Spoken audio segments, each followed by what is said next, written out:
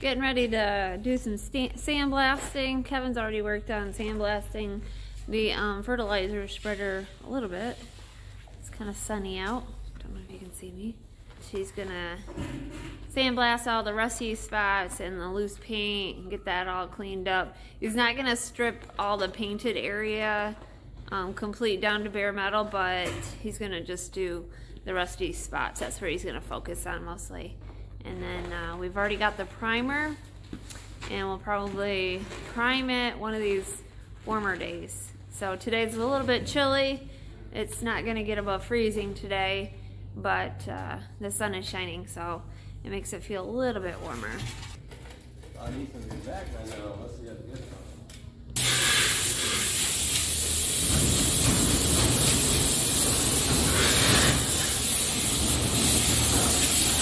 Little bumpy. This is the sandblaster that was given to us from somebody that we did business with, so that's what we've been using. Kevin's already put sand in it. Yeah, I don't know, he's using like a medium grit type sand today. It's got your face shield. Yep, and you put the sand in here.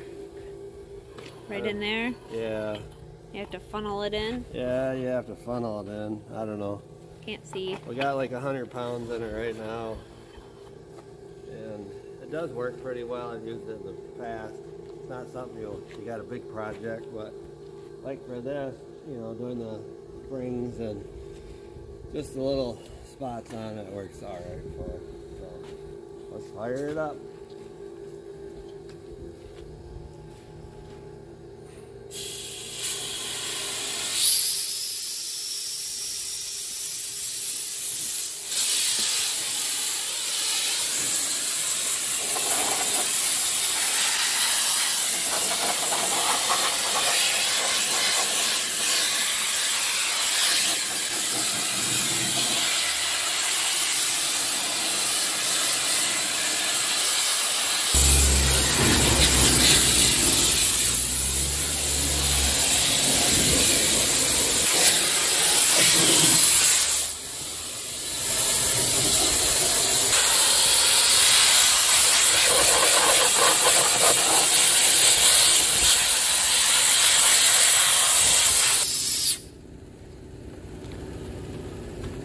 Basically what we're doing, you notice it takes all the loose paint off, gets it all down to what's stuck on really good, and then we'll use a good primer on it. I know some of you like to see it all down to bare metal, but that's not how we do it. So, not in this application? Not in this application. And basically we're just trying to get all the rust off, anything that's loose off. And what's stuck on well is stuck on well, so it don't need to come off. So I'll rotate the tires and do the backside. So now I rotated the tires. We're going to do the backside of the rim.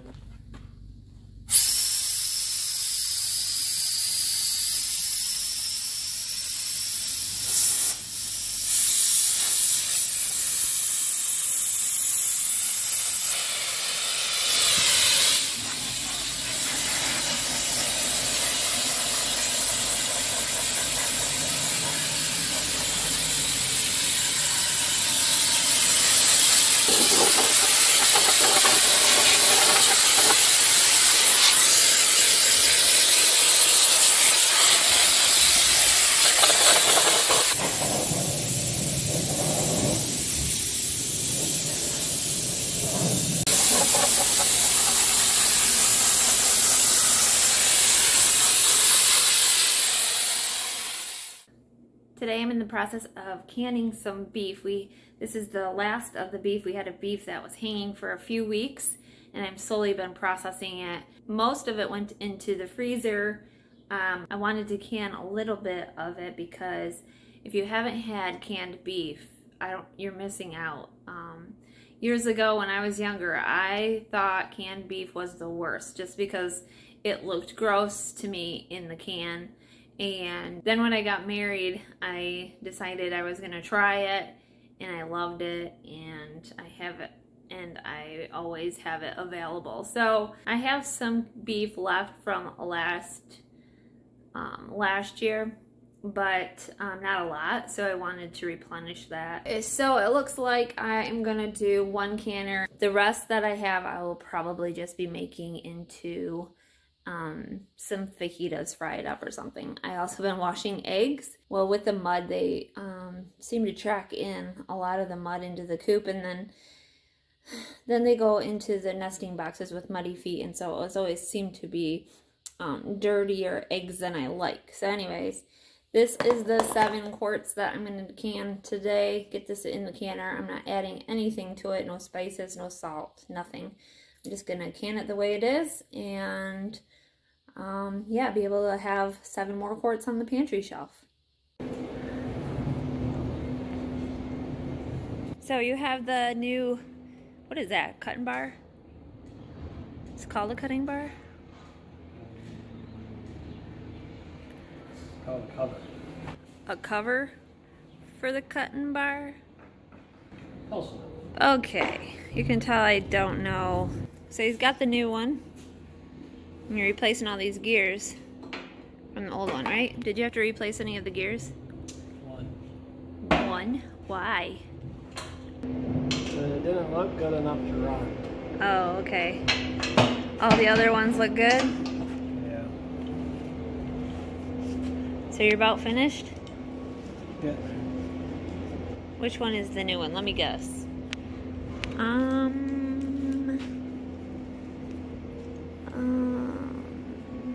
This one looks pretty good. Let me look over here. No. Ooh, this one. No. My guess is this one's the new one. Is it? Please do tell. Oh, thanks. Okay, so I was wrong. This one goes right here. Oh, so that one is the one that got the most damage because it was that far end? Yeah.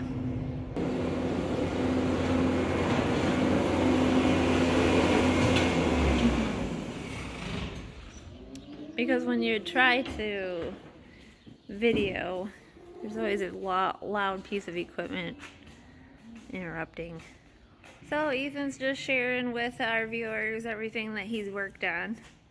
Of course, he hasn't said much. Well, these then.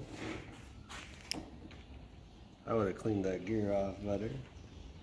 That one's got rust on it. Maybe you still could. He would. You want it nice and clean, otherwise you get contaminants in your oil. Oh, that's a good idea.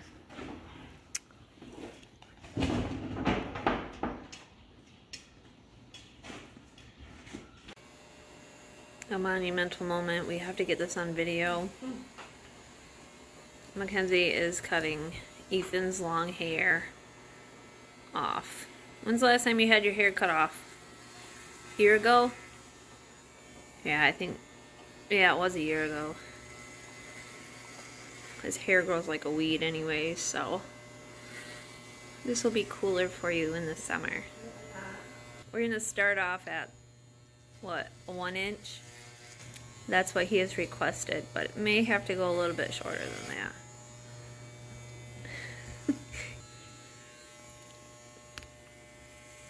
Wow. Stop looking at the back of my head.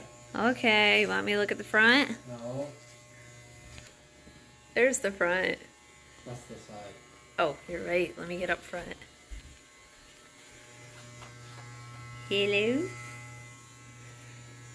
His bangs weren't in his eyes today.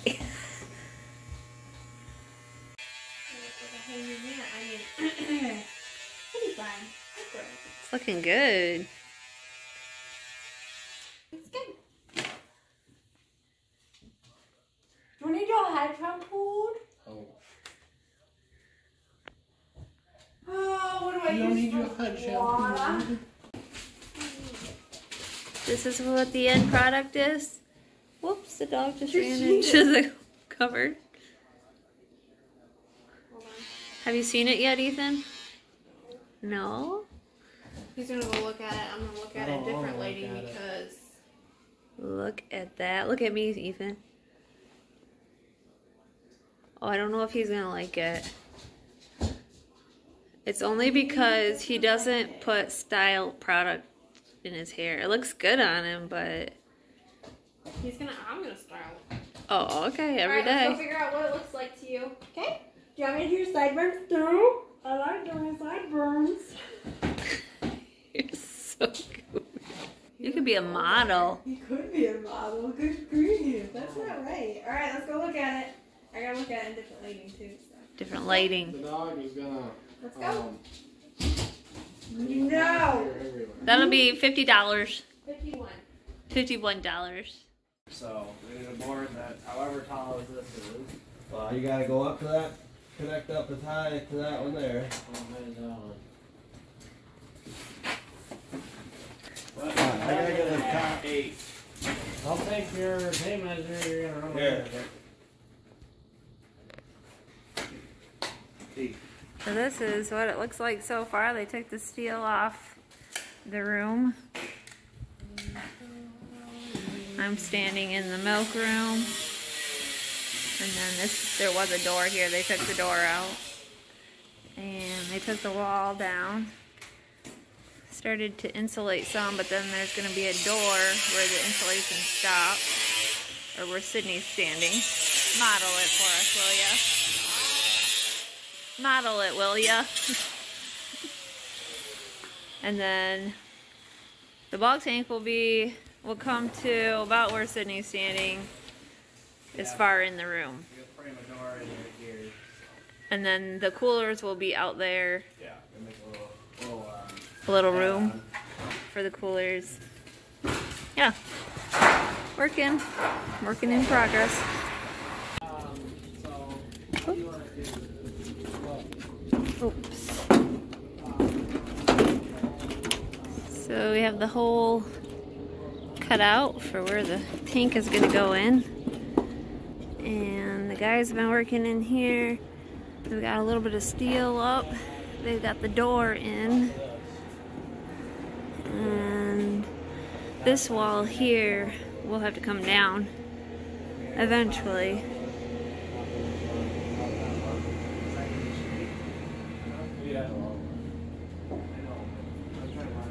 So yeah, that's what we got done so far, and we are repurposing some steel.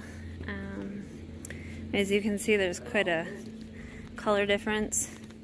I'm gonna have a video of where the steel came from here shortly, but for now, I'll just say that it's used, and my job right now is to wash it. So I am just using a brush and water and making more of mud than we already have. The tank sits right here yet, fully covered and out of the elements for the most part. And yeah, it is it's just above freezing right now, so that's making for a lot of mud right now. And yeah, that's what we're doing today. And then what? Take a little off the top. Making progress.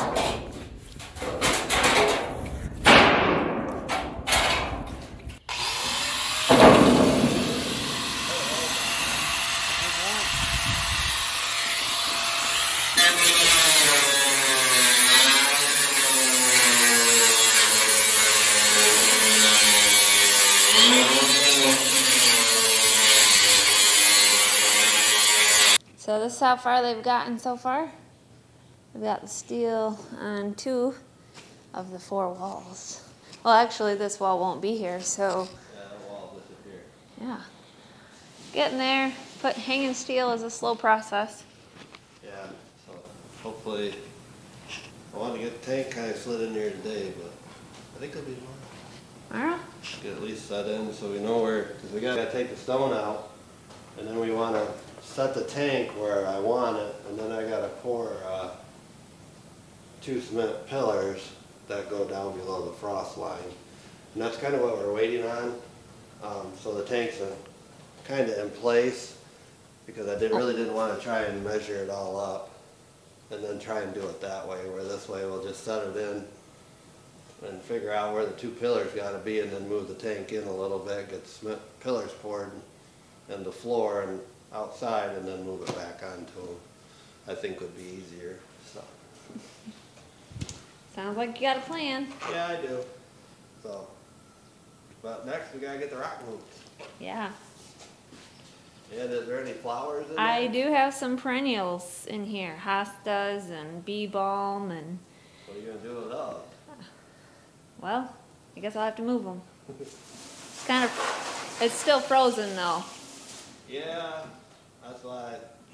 This is the north side of the barn, so the frost is the last to leave about right here. Yeah. But it'll get there. Well, it's another day, and we haven't really gotten any further. The tank still sits here. We had to board up the hole that we made, so I can't show you what that looks like inside, because we've had a couple really cold nights, and it's actually the first night they didn't freeze, the first night that it was cold they didn't board it up, and it ended up freezing in the milk house. And so anyways, long story short, they put some plywood up, and I think it was good last night. But yeah, it's like 15 degrees out, a little bit of snow, and I don't know what the wind chill is. It's really cold though. So we haven't gotten too much further. We were gonna try sliding this tank in, but we figured that it's gonna be froze to the ground yet, so we didn't get that far. But stay tuned, because one of these days, hopefully next week, we will be moving this tank in, seeing where we gotta pour the concrete and all that good stuff.